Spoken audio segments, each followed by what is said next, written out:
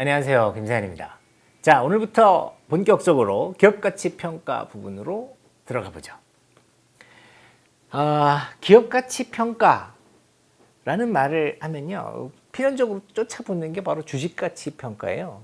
기업가치평가와 주식가치평가, 이 말은 거의 혼용돼서 사용합니다. 즉, 기업가치평가를 한다는 것이 주식가치평가를 한다는 것이고, 주식가치평가를 한다는 게 곧 기업가치평가를 한다는 것이죠.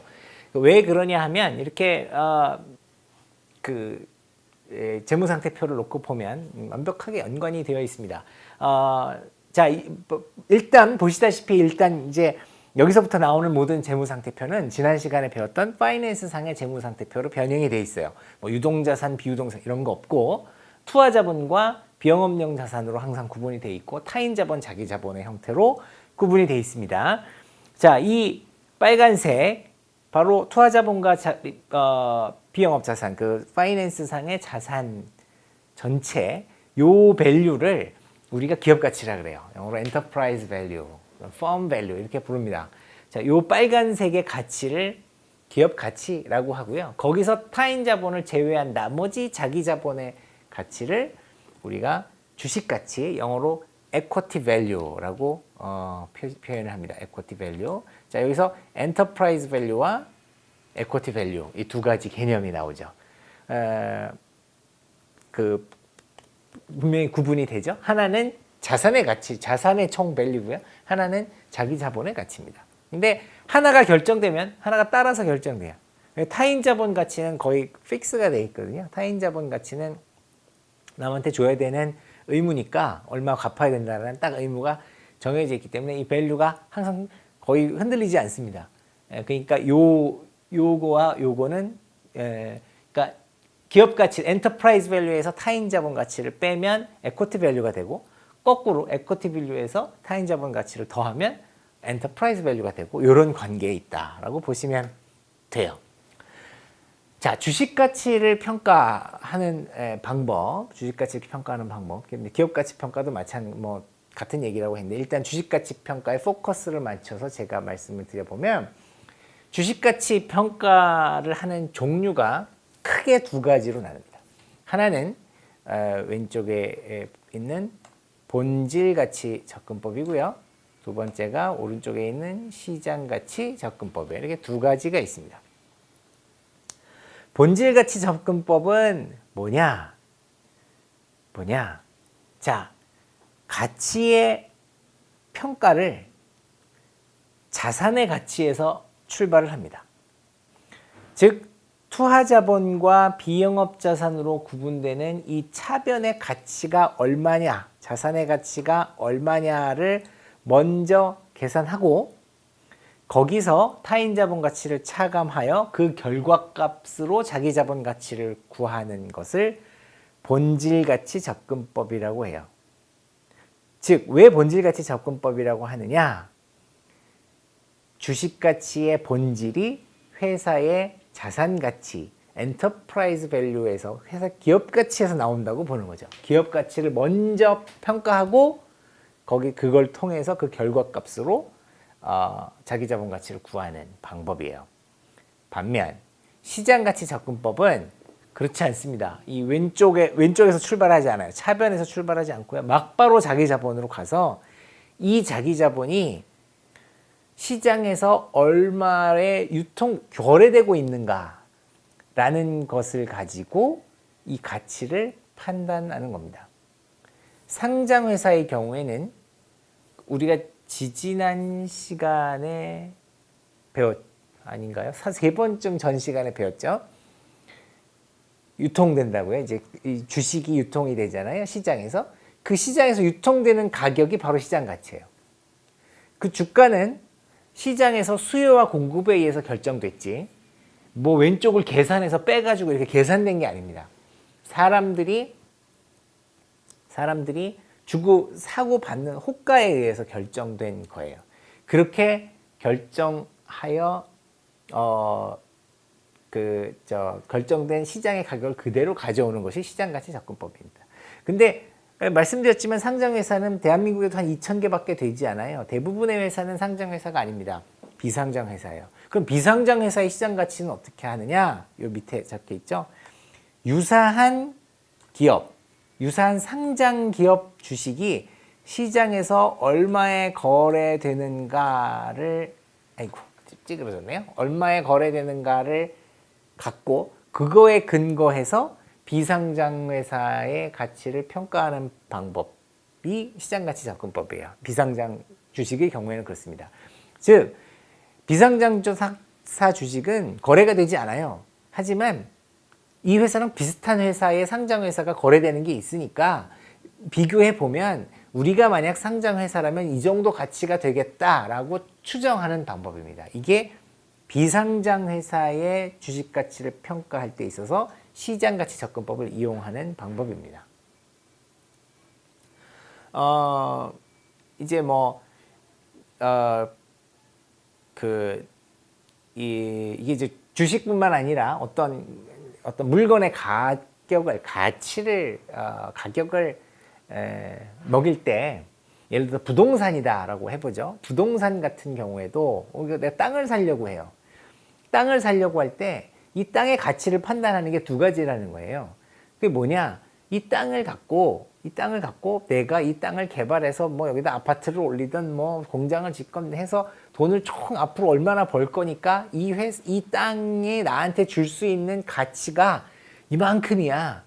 그래서 그거를 평가하는 이 땅이 나에게 주는 베네핏을 계산에 의해서 평가해내는 거를 본질가치법이라고 한다면, 부동산에 가서 물어보는 거죠.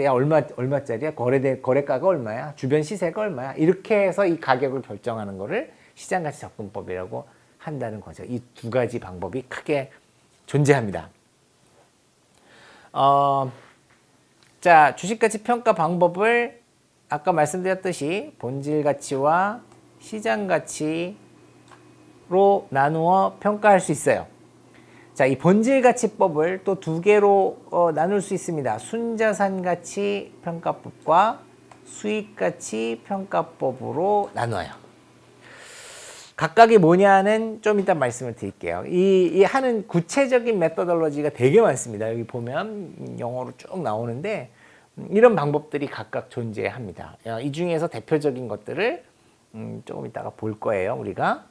자, 그리고 저 뒤에 이 오른쪽 끝에 가보면은 실무적 평가 방법으로 자본시장법 및 세법, 상속세 및 증여세법에 의한 평가 방법이 있는데, 이거는 이제 뭐냐 하면 법이니까, 국가가 정해놓은 이제 법이니까 법에 의해서 주식 가치를 평가할 때에는 그 룰이 있습니다. 이렇게 원칙을 정해놨어요. 이렇게 계산해라고 아주 그냥 레귤레이션을 딱 정해줘서 그거에 의해서 하는 게 자본시장법 또는 세법에 의한 평가예요. 이건 이제 이 방법을 그냥 외워서 하는 거니까 이거는 경제적인 평가 방법이 아니고 법에 의한 평가 방법이라 이거는 나중에 필요하시면 전문가한테 맡기면 됩니다. 자, 기본적으로는 순자산가치법과 수익가치법 본질으로 나눌 수 있고요. 시장가치는 아까 말씀드렸듯이 상장사는 주가, 그 다음에 비상장사는 상대가치를 이용해서 구합니다. 이것도 뒤에 자세하게 공부하게 될 거예요. 자, 본질가치법에서 순자산가치법과 수익가치법이 있다 그랬죠? 이 두 가지의 차이는 먼저 첫 번째 나오는 이 순자산가치법은요. 자, 자산의 가치, 항상 자산의 가치에서 출발해요. 그건 맞아요. 근데 자산의 장부 가치에서 출발하는 게 순자산가치법입니다. 즉 재무상태표 상에 적혀있는 장부가, 장부에 적혀있는 가격, 장부에 이렇게 장부가에 돼 있죠. 그 재무제표상의 장부에 적혀있는 가격에서 출발해서 그거에 근거해서 자산 가치를 구하고 거기서 타인 자본 가치를 빼서 구하는 게 순자산가치법이에요. 즉 북밸류에 기반을 두고 있습니다. 반면 수익가치법은 그 재무상태표에 얼마로 적혀 있느냐가 중요한 게 아니라 그 재무상태표에 적혀 있는 그 자산을 가지고 얼만큼의 미래 가치를 올리느냐를 갖고 구하는 그런 방법입니다. 그럼 미래 가치를 어떻게 아냐? 이게 이제 헷갈리죠? 그건 이제 나중에 우리가 다시 공부를 할 거고요.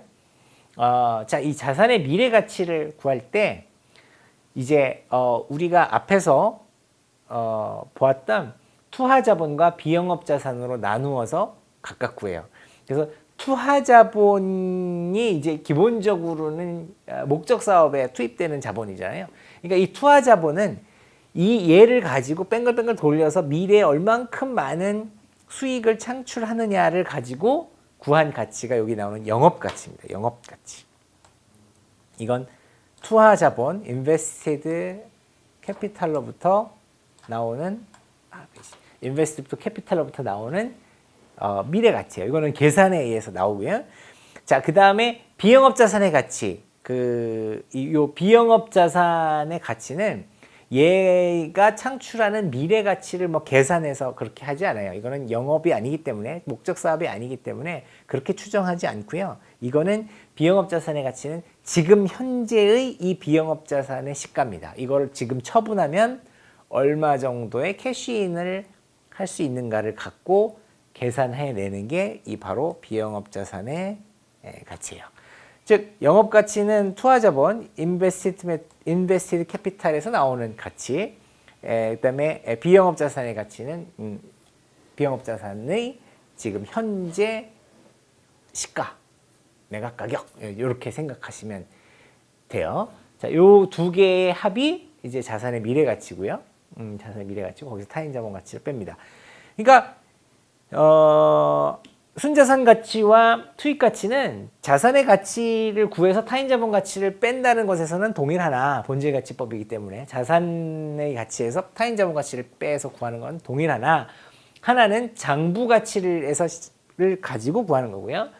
수익 가치는 미래 가치를 갖고 계산에 의해서 만들어내는 가치입니다. 이렇게 얘기하니까 여러분들이 이제 그 미래 가치가 뭐지? 뭐 이렇게 좀 헷갈려 하실 것 같아서 제가 간단한 예를 하나 들어 드릴게요. 택시 아시죠? 네. 택시 기사 아저씨가 1인 기업이라고 생각을 해보세요. 택시 기사 아저씨가 소나타 택시 하나를 구입해서 영업을 하고 계십니다. 소나타 한 대를 이제 그 은행에서 1,500만 원을 빌리고 자기 돈 1,500만 원을 투입해서 총 3,000만 원을 가지고 소나타 택시를 하나 샀어요. 차를 사서 영업을 하는 겁니다. 자, 이게 기업이에요. 하나의 작은 기업이죠. 자산 3,000만 원, 타인 자본 1,500만 원, 자기 자본 1,500만 원짜리 아주 기업입니다. 자, 이 기업을 갖고 이제 운영을 하는데요. 사업을 하는데요. 자, 거기에 이 기업의 가치를 구해라. 이제 이게 문제예요. 그러면 본질가치법에 의해서 순자산 가치를 이용하여 구하게 된다면 자, 자산의 장부가치, 즉 3,000만 원입니다. 재무상태표에 자산이 3,000만 원 적혀 있잖아요.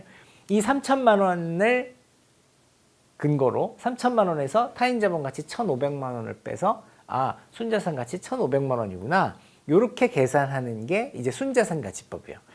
반면에 수익 가치법은 그 3,000만 원을 3,000만 원이라고 생각하지 않아요. 자, 우리가 생각해 보죠. 이 택시기사 아저씨는요, 소나타 3,000만 원짜리를 사서 3,000만 원 벌자고 이걸 샀겠어요? 아니죠. 이 3,000만 원짜리 소나타를 사서 이 소나타가 뭐 내용 연수가 5년이라고 치죠. 5년 동안 운행을 할 수 있다고 치면 5년 동안 매일 아침 저녁으로 나가서 손님을 받아서 요금을 이제 그 수입을 올리죠. 매출을 올려가지고 그래서 돈을 벌 거예요. 5년 동안. 그 5년 동안 버는 가치가 이 3,000만 원보다는 훨씬 클 거라고 생각했기 때문에 이 사업을 시작했을 거라고요. 안 그러면 뭐 할 이유가 없죠. 그죠? 그러니까 바로 그 가치입니다. 이 소나타 승용차가 아니죠. 택시를 자기 사업에 투입하여 열심히 투입하여 뺑글뺑글 돌려가지고요. 활용하여 얻어내는 수익의 총 가치예요. 3천만 원보다 더 될 거라고요. 아마 우리가 예상하기로, 그러니까 상상하기로 그 가치를 이제 자산의 미래 가치라고 하는 거죠. 거기서 1,500만 원을 뺀 겁니다. 그러니까 위에 순자산 가치로 구한 1,500만 원보다는 클 확률이 훨씬 높죠. 아주 정상적인 경우라면 훨씬 높죠. 자, 이렇게 계산하는 거고요. 만약에 한 걸음 더 나아가서 뭐 시장 가치로 만약에 이 회사 가치를 구한다면 그 택시 한 대를 갖고 있는 거에 그 라이센스의 가치 뭐 그러니까 시장에서 얼마에 유통되느냐 뭐 그거죠. 이제 그걸 사고 파는데 사람들이 만약 수요와 공급이 있다면 택시 한 대에 수요와 공급이 있다면 그게 얼마냐를 가지고 이제 구하는 걸 텐데 그거는 뭐 요거는 이제 하도 작은 회사니까 아주 적합한 것 같지는 않고 나중에 실제 회사 예를 들으면서 다시 말씀을 드릴게요. 자, 제일 쉬운 게 순자산가치법이에요. 뭐 보시면 알겠지만 이 순자산가치법에 대해서 공부를 하겠습니다. 자산 가치를 그러니까 확정할 때 이 재무상태표에 있는 북밸류, 재무상태표에 적혀 있는 가격을 갖고 구한다 그랬어요. 그러면 그냥 간단한 거 아니냐? 재무상태표에 적혀 있는 거 그냥 인정하면 끝나는 거 아니냐라고 하는데 사실 이 밸류에이션 하는 목적에 따라서 이 자산을 진짜 북밸류 여기에 적혀 있는 그 재무상태표에 나와 있는 그 북의 숫자를 갖고 평가를 할 건지 아니면 자 자산 재무상태표에는 뭐라고 나와 있지만 그거를 시장 가치로 바꾸어서 재계산을 할지 아니야 청산 가치로 계산할지에 따라서 조금씩 달라집니다. 북밸류에서 출발하는 거는 맞는데 북밸류를 그대로 인정할 건지 시장 가치로 바꿀 건지 청산 가치로 바꿀 건지에 따라서 조금씩 달라져요. 이거는 이 회사를 평가하는 목적에 따라서 좀 다릅니다. 방금 전에 소나타 3천만 원짜리 회사의 예를 들자면 3천만 원은 북밸류예요. 이 택시기사 아저씨가 이 소나타 승용차를 샀을 때의 가격입니다. 산 가격이에요. 그게 북밸류죠. 자, 시장 가치는 이 소나타 승용차의 지금 현재의 시장에서의 뭐 중고차 시장이든 하여튼 뭐 이 시장에서의 가치예요. 얼땐 생각하면 야 장부 가치랑 시장 가치랑 똑같은 거 아니냐? 하지만 그렇지 않죠. 그렇지 않죠. 여러분들이 소나타 승용차를 현대차 대리점 가서 샀어요. 그리고 이제 그거 갖고 이제 택시 장사를 하려고 집으로 끌고 왔죠. 그거를 마음이 바뀌어서 지금 당장 그 중고차 시장에 가서 팔려고 내놓으면요. 내가 산 3천만 원이 아니에요. 대부분은 떨어지죠. 자동차는. 사자마자 가격이 뚝 떨어집니다. 시가는 시장 가치가 시장에서 산 가격이 장부 가치보다 좀 떨어지죠. 달라요. 가끔 내가 산 가격보다 더 높아 있는 경우도 있을 수는 있어요. 뭐 이제 이게 자동차니까 보통은 떨어진다 그랬는데 뭐 자동차 중에서도 희귀 자동차 그런 뭐라 하죠? 클래식, 빈티지 자동차 같은 거는 사면 갖고 오면 더 오르기도 합니다. 쿠바 같은 데 가면 이런 빈티지 자동차들이 많아요. 쿠바는 미국으로부터 오랫동안 금수 조치를 생션을 당해가지고 새 아주 그 브랜드 뉴 자동차들을 수입을 한참 못했거든요. 그래서 쿠바는 오래된 막 60년대 캐딜락, 70년대 캐딜락을 수리해서 사용하는 굉장히 그 자동차 수리 기술이 발달한 나라입니다. 그렇기 때문에 그 나라에 가면 이런 빈티지 자동차들이 많아요. 60년대 캐딜락, 70년대 캐딜락 이런 것들 뭐 무슨 포드 뭐 이런 거 많습니다. 그런 걸 사가지고 그걸 뭐 쿠바에 가서 한 3천만 원 해서 한국으로 갖고 오잖아요. 배 태워 갖고 오죠. 그러면 시장 가치는 2배 될 수 있어요. 좋은 장사거리죠. 한번 해보십시오. 뭐 그 허가 사항이나 뭐 이런 게 복잡해서 어떻게 될지 모르겠지만 그냥 개념상으로는 괜찮은 장사일 것 같아요. 시장 가치 더 높을 수도 있죠. 이런 게 시가예요. 얼마에 마켓에서 팔 수 있는가예요. 청산 가치는 뭐냐?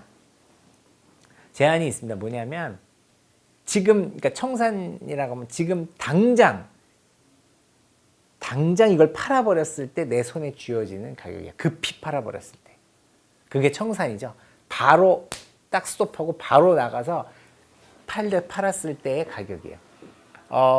그러니까 자동차라고 하더라도 중고차 시장에 내놔서 한참 동안 해서 그 매자를 찾아가지고 매매를 하는 가격이 있는 반면에 당장 내일 팔아야 돼요. 그러면은 가격을 다운 시켜야죠.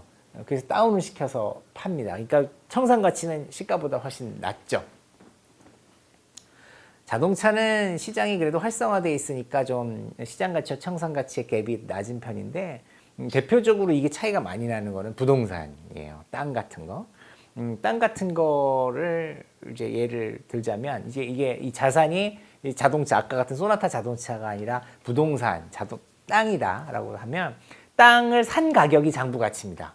1억 주고 땅 샀어요. 그러면 장부 가치는 1억이라고 적혀 있죠. 시장 가치는 그 부동산의 가격이에요. 시가 아시죠? 부동산에 이 부동산 중개업소에 가서 이 땅 얼마예요? 주변 시세가 얼마예요? 하면 그 시세가 형성돼 있습니다. 내가 산 가격과 꼭 같지 않아요. 더 오를 수도 있고 땅은 주로 많이 오르죠. 조금 며칠만 지나도 오르는 요즘 같은 불황에는 떨어지기도 합니다만 아무튼 시장 가치는 장부 가치와 좀 다르고요.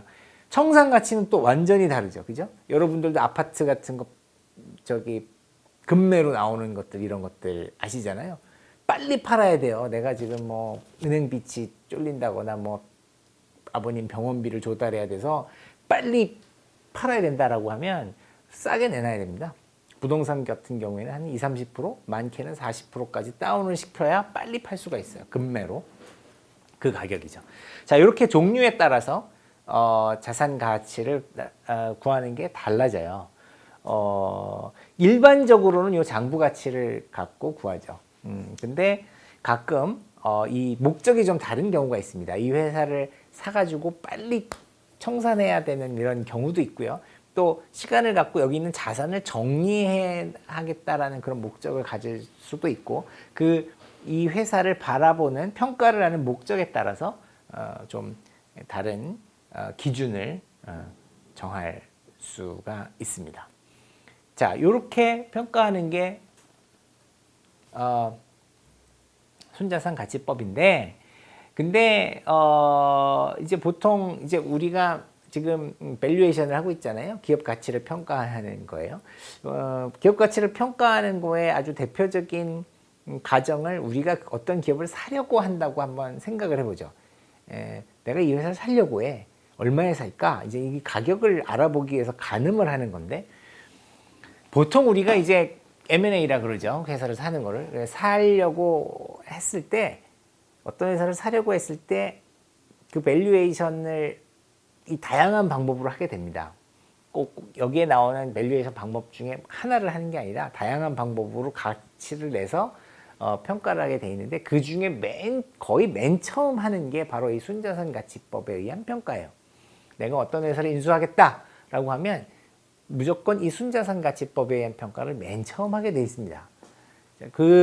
맨 처음 하면서 이게 이제 이 기본이 되는 가격이거든요. 기본이 되는 가격이에요. 그리고 어찌 생각하면 요게 그 매도자가 이 회사를 팔고자 하는 그 주주가 요구하는 최소 가격일 수도 있어요. 그래서 이거를 제일 먼저 파악을 하는데 그때 이 자산의 가치를 평가하고 그 다음에 이제 타인 자본은 그냥 적혀 있으니까 이걸 빼면 이제 자기 자본이 된다 그랬잖아요. 이렇게 하면 이제 끝나요. 근데 요 과정에서 순자산 가치법을 이용한 회사의 주식 가치, 자기 자본 가치를 평가하는 과정에서 우리가 꼭 주의해야 되는 게 바로 타인 자본 가치에 숨어 있는 부의 부채 파악이 굉장히 중요합니다. 뭔 소리냐? 타인 자본 그냥 적혀 있는 그 이자부 부채를 그냥 빼면 되는 거 아니냐? 물론 그렇죠. 그렇긴 한데 가끔 회사에 장부에 적혀 있지 않은 부채가 존재할 때가 있습니다. 이거를 부외 부채라 그래요. 부외 부채. 그러니까 장부 외 부외, 장부 외에 존재하는 부채다. 그러니까 적혀 있진 않아요. 회사의 재무상태표에는 부채 안 적혀 있어요. 근데 존재해요. 회사가 이걸 갚아야 되는 타인 자본이에요. 이런 경우가 있습니다. 우리가 실무를 하다 보면, 제가 M&A를 하다 보면 이런 경우가 종종 나와요. 그래서 이런 것들을 잘 파악하는 게 필요하거든요. 근데 이제 전문가가 아닌 사람이 파악하는 게 좀 어렵고요. 그래서 보통 우리가 이런 회사를 인수하려고 할 때, 그래서 기업 가치를 평가하려고 할 때 이제 외부 전문가, 뭐 회계사라든지 이런 기업 가치를 평가하는 전문가를 쓰는 이유가 이런 부회부채 파악 같은 것들을 하기 위한 것도 하나의 이유가 됩니다. 자, 이렇게 해서 부회부채를 잘 파악해서 자기 자본 가치를 구하게 되죠. 자산 가치에서 타인 자본 가치를 빼서. 제가 이제 부회부채 파악에 대한 어떤 사례 같은 거는 나중에 이제 번외편, 그러니까 예를 중심으로 해주는 그 번외편에서 제가 한번 다루도록 하겠습니다. 자, 이렇게 하면 이제 순자산가치법의 결론이 도달하죠. 자산가치를 구하고 아까 말했듯이 북밸류로 하든지 시가로 하든지 청산가치로 하든지 자산가치를 파악하고 거기에서 타인자본가치를 차감하면 단 부회부채를 고려한 타인자본가치를 차감하면 그게 바로 자기자본가치가 됩니다. 자, 이게 순자산가치법이에요. 제일 쉽죠. 순자산가치법은 매우 쉽고요. 우리가 어떤 회사를 인수할 때 다른 평가를 하기 전에 맨 처음에 하게 됩니다. 이 순자산가치법을 제일 먼저 해서 이 회사의 기본적인 사항을 파악하게 돼 있어요.